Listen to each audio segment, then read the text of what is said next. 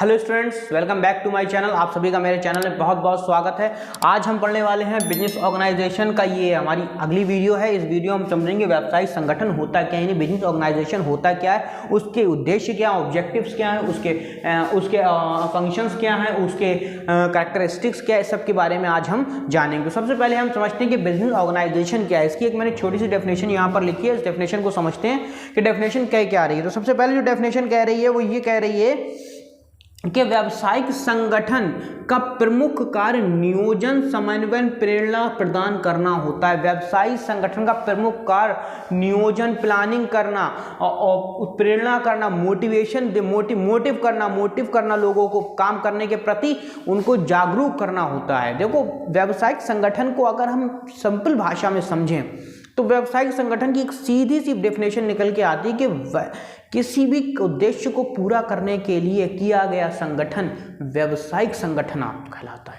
देखो, जैसे मुझे कोई फैक्ट्री डालना है तो ज़रूर सी जाहिर सी बात है कि मेरे पास पैसे तो होंगे, लेकिन वो सारी चीज़ें अवेलेबल नहीं है। अब मैं क्या करूँगा, उस फैक्ट्री में किसकी, जैसे मान लीजिए मैं बिस्किट की फैक्ट्री डालना चाहता हूँ, तो बिस्किट में बनाने में क्या क्या प्रोडक्ट लगता है, क्या क्या सामान लगता है, वो सारा सामान खरीदूंगा। किस मशीन का यूज़ होता है वो मशीन खरीदूंगा।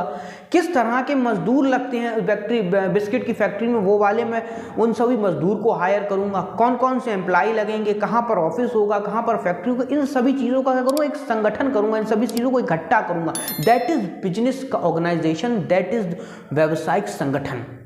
आई होप आपकी समझ में आया होगा। तो यही कह रहा है कि नियोजन, प्लानिंग करना, समन्वय करना, प्रेरणा करना, ये सब करना काम किसका होता है, व्यावसायिक संगठन का होता है, ताकि किसी विशेष उद्देश्य के लिए, किसी विशेष ऑब्जेक्ट के लिए, किसी विशेष मोटिव के लिए की प्राप्ति के लिए अन्य व्यक्तियों के कार्य को नियंत्रित किया जाए। कि मतलब सारे व्यक्ति को, जो एम्प्लॉयज हैं हमारी फैक्ट्री में, उनको उन पर भी नियंत्रण, कंट्रोल होना चाहिए। जो मजदूर हैं उन पर भी कंट्रोल होना चाहिए, जितनी मशीनें हैं उन पर कंट्रोल होना चाहिए। इन सब चीज़ों को कंट्रोल रखा जा सके, इसीलिए हमें व्यावसायिक संगठन यानी बिजनेस ऑर्गेनाइजेशन की ज़रूरत पड़ती है।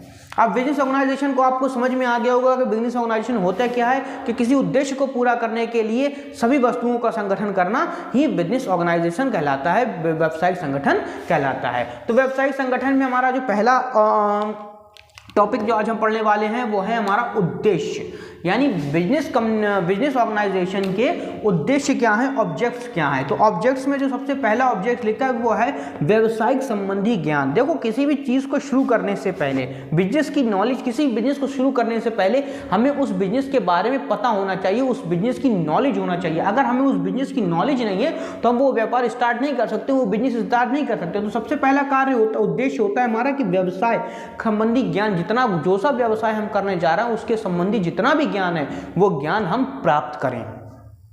अगला है उत्पादन संबंधी मितव्यताएं, मानी इकोनॉमिक ऑफ प्रोडक्शन। देखो, इकोनॉमिक ऑफ प्रोडक्शन का मतलब यह है कि हम ऐसे इस प्रकार से कार्य करें, इस प्रकार से काम करें कि इस प्रकार से कार्य किया जाए ताकि इकोनॉमी ऑफ प्रोडक्शन की कम से कम लागत में अधिक से अधिक प्रोडक्ट बनकर तैयार हों। अगला है नियोक्ता तथा कर्मचारियों के बीच मधुर संबंध, रिलेशन बिटवीन द एम्प्लॉयज और एम्प्लॉयर। मतलब जो एम्प्लॉय हैं और जो एम्प्लॉयर हैं उनके बीच में संबंध अच्छे होना चाहिए। देखो, जब तक मालिक और नौकर के बीच में, ऑनर और एम्प्लॉय के बीच में संबंध अच्छे नहीं हुए तब तक कोई भी बिजनेस सफल नहीं हो सकता। बिजनेस को सफल होने के लिए सबसे मेन चीज़ चाहिए कि दोनों के बीच के संबंध अच्छे होना चाहिए। तो बिजनेस ऑर्गेनाइजेशन यही करता है कि वो इन दोनों के संबंध को अच्छा बना देता है। तो ये हो गया। अगला है हमारा अधिक व अच्छा उत्पादन न्यूनतम लागत पर हो जाए, maximum and better production at minimum cost. मतलब कम कॉस्ट पर, कम लागत पर अधिक मुनाफा कमाने का जो ढंग है, जो तरीका है, वो हमें बिजनेस ऑर्गेनाइजेशन से ही सीखने को मिलता है। बिजनेस ऑर्गेनाइजेशन ही एक ऐसा चैप्टर है, एक ऐसा सब्जेक्ट है, एक ऐसी चीज़ है जो हमें बताता है कि किस प्रकार हम कम से कम लागत पर अधिक से अधिक प्रोडक्शन कर सकते हैं। अगला है हमारा समय और प्रयत्नों में मितव्यता, economy in time and effects.